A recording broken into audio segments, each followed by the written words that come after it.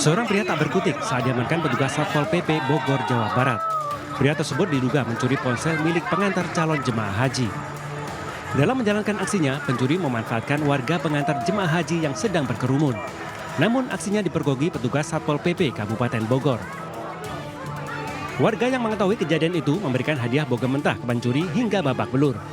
Dari tangan pelaku, petugas mendapatkan sejumlah barang bukti berupa ponsel berjumlah 4 unit. Kita sudah memperhatikan orang itu pas pintu gerbang masuk jamaah masjid utama itu, jadi pas saya lagi pantau kebetulan dia menghilang, kita kehilangan jejak. Nah kebetulan di gerbang utama Tegal Beriman.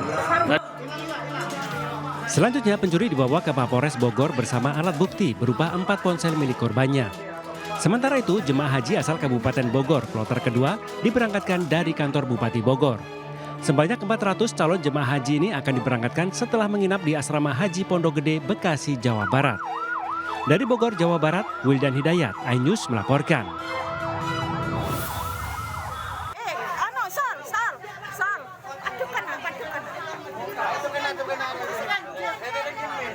Perempuan paruh baya berinisial NH tak berkutik setelah kepergok mencuri tas berisi uang milik seorang pedagang di Pasar Socah, Kabupaten Bangkalan, Jawa Timur.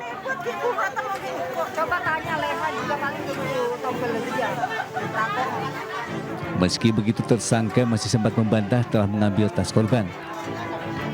Namun setelah tas kresek hitam di tangannya diperiksa, ditemukanlah tas berisi uang 8 juta rupiah milik korban. Meski emosi, para pedagang dan pembeli di pasar tetap tenang dan tidak main hakim sendiri kepada tersangka. Petugas yang datang ke lokasi langsung mengamankan tersangka. Di depan petugas, NH akhirnya mengakui semua perbuatannya. Sedangkan dari keterangan korban, insiden kehilangan uang ini sudah beberapa kali terjadi dan menimpa para pedagang pasar lainnya. Diduga pelakunya sama. Yaitu korban menggantungkan tas miliknya di tembok, kemudian korban melayani pembeli, kemudian ada satu orang pelaku perempuan mengambil tas milik korban. Kemudian ada orang atau pembeli lain mengetahui hal tersebut, korban langsung mendatangi pelaku. Tersangka NH dijerat pasal tentang tindak pidana pencurian dengan ancaman hukuman 5 tahun penjara. Dari Bangkalan, Jawa Timur, Taufik Sahrawi, iNews melaporkan.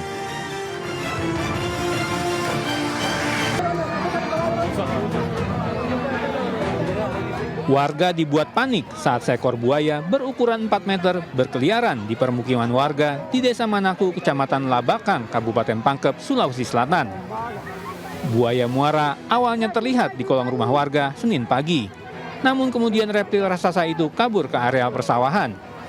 Warga kemudian melapor ke petugas Dinas Pemadam Kebakaran Pangkep yang langsung turun ke lokasi. 9 orang petugas damkar yang berjibaku mengamankan sang buaya yang sempat mengamuk akhirnya berhasil menjerat dan menangkapnya. Pihak damkar Pangkep kemudian menyerahkan buaya tersebut ke BKSDA Sulsel.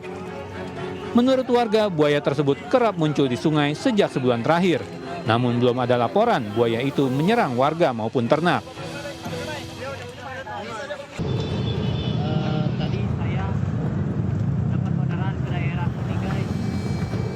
Kebakaran hebat meluluh lantakan sebuah bangunan tempat usaha laundry di Jalan Terusan Jakarta Antapani, Kota Bandung, Kamis malam. Kobaran api disertai ledakan tampak mewarnai amukan sejago merah hingga membuat kepanikan di kalangan warga.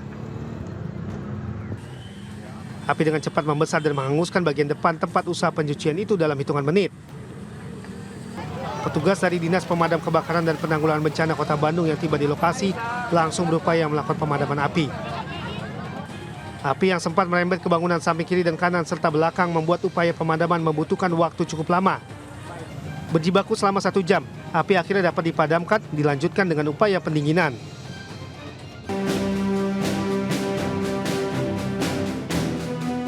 Sebanyak 39 pelajar tingkat sekolah menengah pertama dan sederajat tampak memasuki kawasan Resimen Armet 1, Setirayuda, Purwakarta, Jawa Barat, Kamis siang.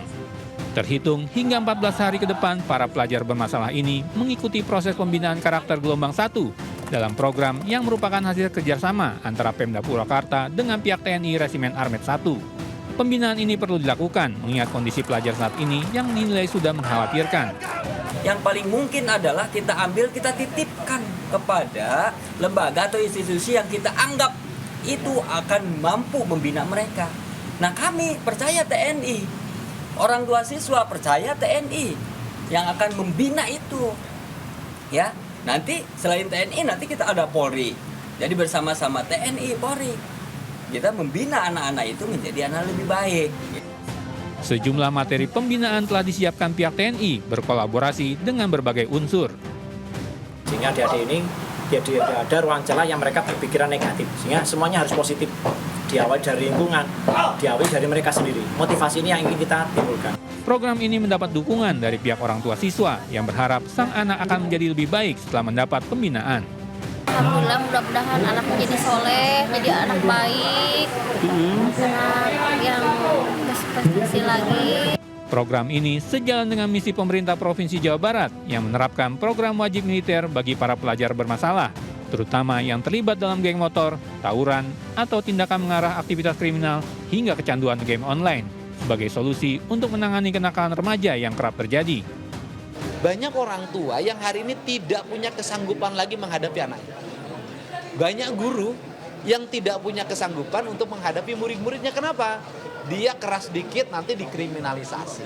Kan perlu dilakukan tindakan-tindakan yang nyata, terukur dan terencana. Maka salah satu pilihannya adalah melibatkan TNI Polri menjadi bagian dari upaya pembinaan mereka. Dari Purwakarta, Jawa Barat, Irwan iNews melaporkan. Oh begitu Pak. Kita merekam Pak. Oh iya jelas lah. Masalah Pak. Dilarang merekam di rumah sakit. Ya tapi ini kondisi pasien bagaimana? Kondisi pasien. Kan tarik-tarik. Kenapa kita tarik-tarik saya? Dia tarik-tarik. Pasien saja. Seorang pasien dalam kondisi kritis diduga ditolak seorang dokter saat tiba di ruang IGD Rumah Sakit Unhas Makassar, Sulawesi Selatan. Bahkan dokter tersebut sempat menarik warga yang diduga sopir ambulan yang membawa pasien tersebut. Akibatnya pria yang diduga sopir ambulan pasien tak henti-hentinya memaki sang dokter yang dianggap tak mau menangani pasien kritis. Sementara itu pihak rumah sakit Unhas membantah adanya penolakan.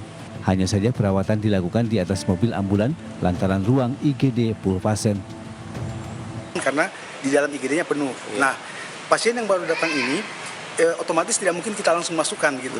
Tapi dengan prinsip bahwa di rumah sakit Unhas itu kita menggunakan pendekatan life saving, bahwa memastikan keamanan dan keselamatan pasien itu yang utama.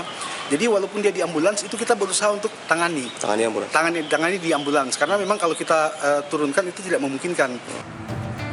Diketahui dari keterangan keluarga pasien, mereka tidak mengenal pria yang memvideokan itu dan bukan sopir dari mobil ambulan. Dari Makassar, Sulawesi Selatan, Julius bin iNews melaporkan.